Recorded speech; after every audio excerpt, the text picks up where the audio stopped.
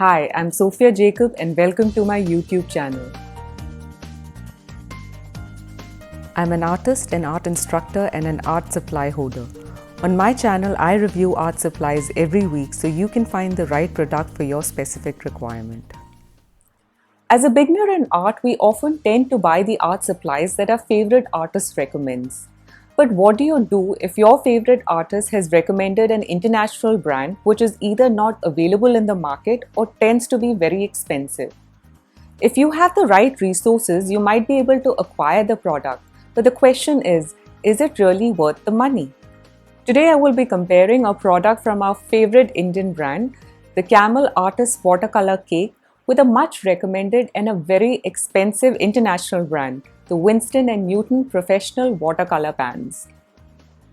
Before I start testing out the paints, I would like to discuss the price point of the two products. The Camel Artist Watercolor Cakes of 24 shade roughly cost around 270 rupees. However, the Winsor and Newton Professional 24 shade half pan costs about $116 in the international market. That's roughly around 8,500 rupees, and this does not even include the cost of shipping and taxes. So the question is, if your favorite artist has recommended the Winsor and Newton color, do you have to rush to buy it? Or is it possible to get the same or similar effect with a much affordable and easily available Camel colors? Let us find out. So here I have the Camel Artist Watercolor Cake of 18 shades, and this is the Winsor and Newton Professional Watercolor box of 24 half pans. Both these boxes originally came in paper boxes, and I know I keep saying this, but I love it when brands use eco-friendly packaging material. If you want to watch a complete unboxing of the Camel cakes, you can click on the link above. Both sets come in metal boxes. Now if you compare the boxes, the Winsor and Newton is longer and slimmer, while the Camel box is comparatively shorter and broader. From the sides, the Winsor and Newton box seems thicker, but overall both the dimensions allow the boxes to be easily slipped into small bags if your intent is to travel with them. Comparing the weight, the Winsor and Newton is definitely heavier, and I will show you why when I open it. A wonderful added feature to this box is a metal loop through which you can insert a finger and use the box as a palette. The Winsor and Newton has a double lid, so when this opens up you get a double palette for mixing, and that also explains why the box feels heavier. On the other hand, the Camel colors open up straight to the paints, and there is only a single lid that can be used as a palette.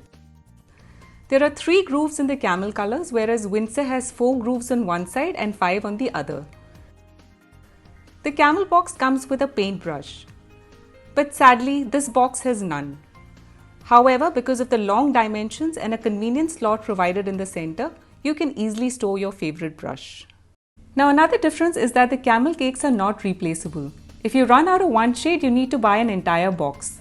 This is not the case with the Winsor color. Each shade is sold as individual pans and may be purchased separately. If you run out of one color or want a different color, you can easily replace them. I would also like to mention that when I received the box, each pan came individually wrapped up in foil with color name and details mentioned on it. In my earlier videos, I had mentioned that the Camel colors contain either Series 1 or Series 2 pigments, but the shades of Winsor and Newton begins at Series 1 and go right up to Series 4, showing that they have higher quality of pigments. If you want to know more about how series number and pigments are related, you can watch my video linked above. Another thing I noticed about these Camel colors is that the cakes start developing cracks when they dry up after use. This never happens with the Winsor color. They always remain moist. This could be because of the binder that is used to hold the pigments. While Camel uses gum arabic, Winsor and Newton uses gum arabic and honey as a binder. Now have I made it sound as if Winsor and Newton color is the best thing that could happen to an artist? No, this box comes with its flaws. When I bought these paints, what was happening was that the honey binder would make the pan stick to the lid, and when I opened the box, the pan would either fall off or leave a thick paint on the lid. Now that's not a convenient scenario. What I then did was to apply glue under the pan and stick the pan to the box. So that needed some extra effort but solved my problem. Another thing I notice now after about an year's of use is that the Winsor palette is beginning to get rusted around the corners. But I suppose that's a problem not specific to this brand, but the fact that the metal surface is being continuously exposed to water and needs to be wiped dry after use. These are the color palettes for both the paints. I have laid them in a manner as the paints in the box.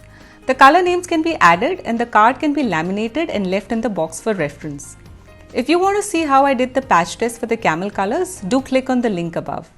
Now let's proceed and do some sketches to test the paints.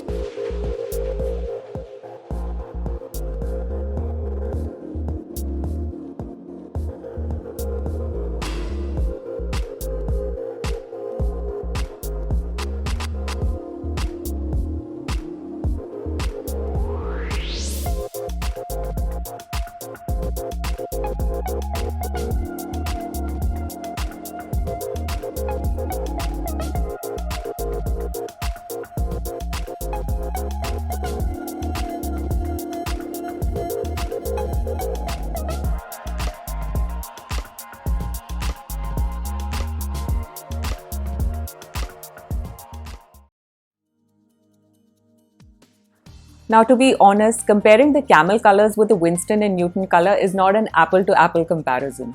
It's a known fact that the Winston and Newton color is far superior when it comes to pigment quality, transparency, permanence, and color choices. Even the mere experience of using the Winston and Newton color is top-notch.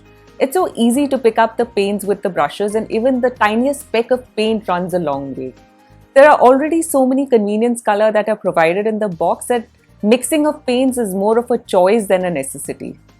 But our question was, is it possible to create a similar effect with the camel colors? And the answer is an astounding yes. Of course, there were aspects where the camel color was lacking when you compare it with the Winston and Newton, especially when it came to things like trying to activate the paint, or the fact that you might need to be a little more skilled in mixing the paints to get the right shade. But having said that, when you look at the final painting, it's really hard to distinguish which painting was made by a 270 rupee color and which one was made by a paint that costed more than 8,500 rupees. So my opinion is, if you have the resources to buy the Winston and Newton colors, do go ahead and buy them. It's a superb experience using the paints. But do you necessarily need to buy it? The answer is no. You can effectively use the camel cake or tubes to create an equally spectacular painting. I really hope this video helps you to make some wise choices when it comes to selecting your watercolor paints. If you enjoyed this video, do click the like button, and if you wish to see more such art supply reviews every Wednesday, do subscribe to my channel.